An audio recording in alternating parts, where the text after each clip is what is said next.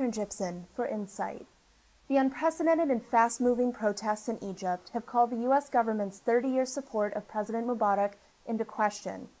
Today, I'll look at how the administration has reacted to the protests, U.S. democracy promotion efforts in the Middle East, and the way forward.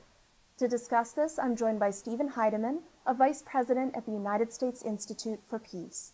Steven, thank you so much for joining me today. Let's start by taking a look at how the Obama administration initially responded to these protests.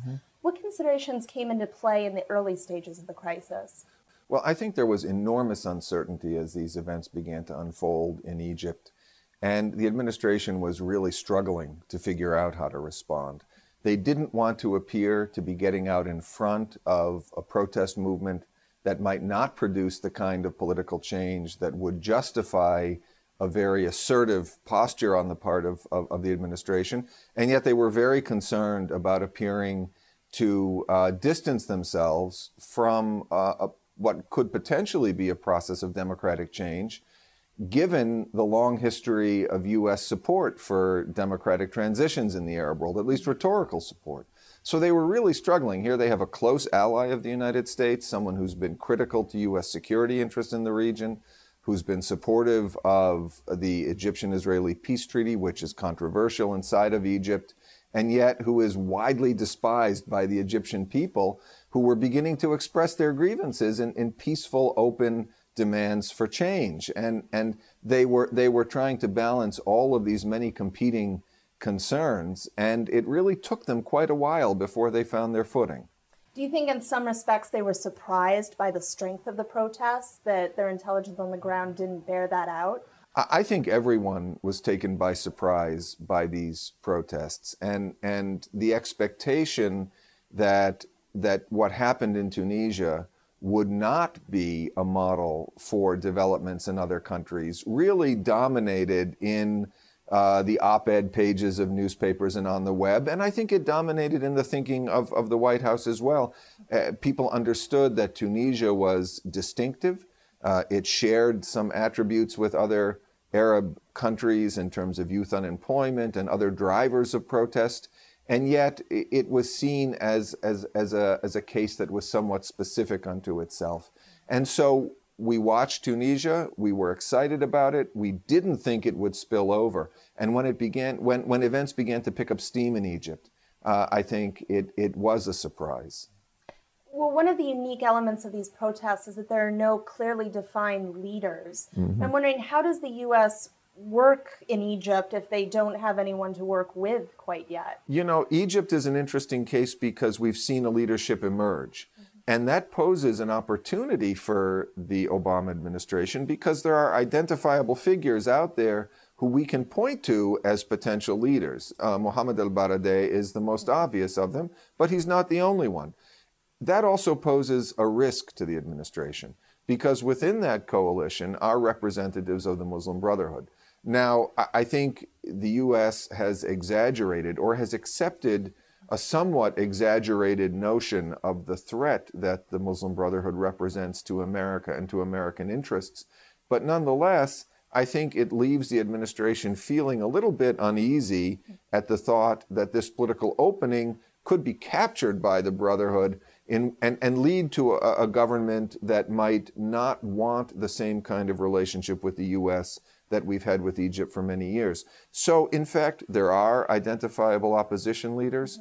Some of them leave the administration feeling a bit uncertain. My own sense is that they should embrace this opportunity. They should reach out to this leadership, offer support to this leadership, and do what they can to ensure that the transition produces an open political arena in which all political actors are able to participate, compete, and we'll see just how popular the Muslim Brotherhood is.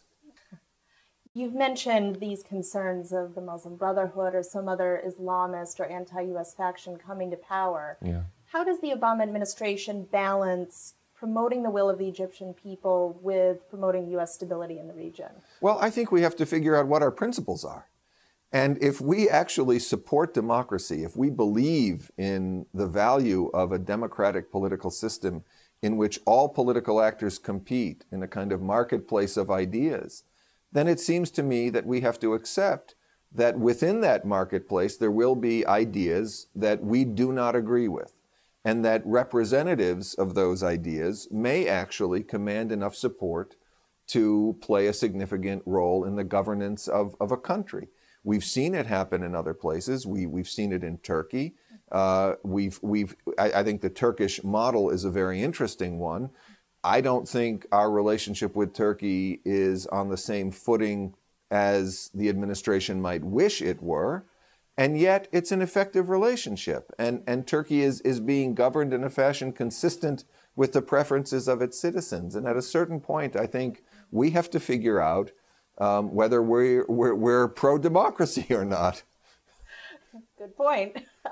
Tied into that is these conflicting messages that the administration has been sending about U.S. aid to Egypt. And I'm wondering, do you think that we'll see reconsideration of U.S. aid when Mubarak leaves? And are they using that as a leverage point right now?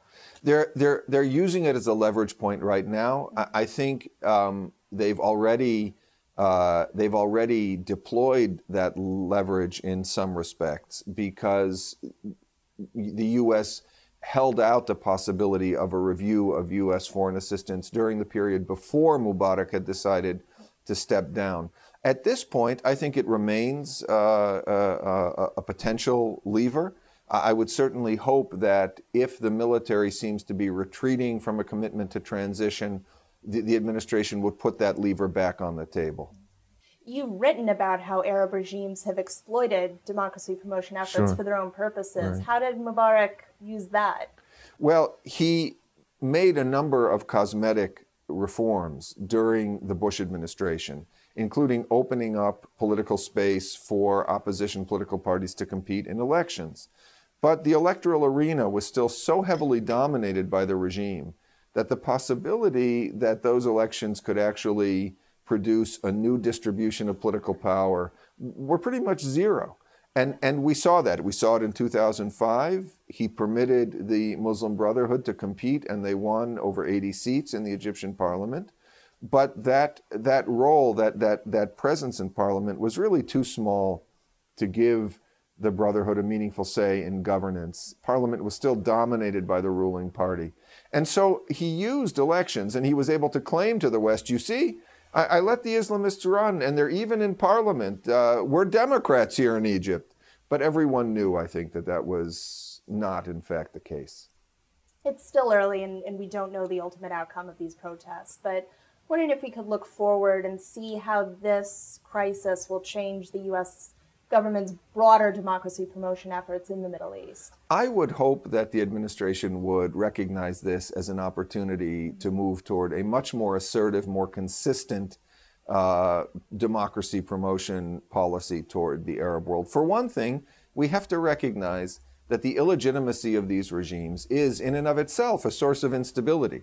And if the U.S. wants stability in the region, one of the ways to get that is by encouraging the development of legitimate governments, governments that are actually seen as representative by their people. We can't kid ourselves anymore into thinking that these strong men who run these countries for decades and decades are always going to be able to maintain stability and are able to advance U.S. interests in the region. And I hope that that is the lesson that the White House is taking, the State Department is taking away from these very exciting but still uncertain changes in the region, and that we'll see this reflected in our support for democracy promotion.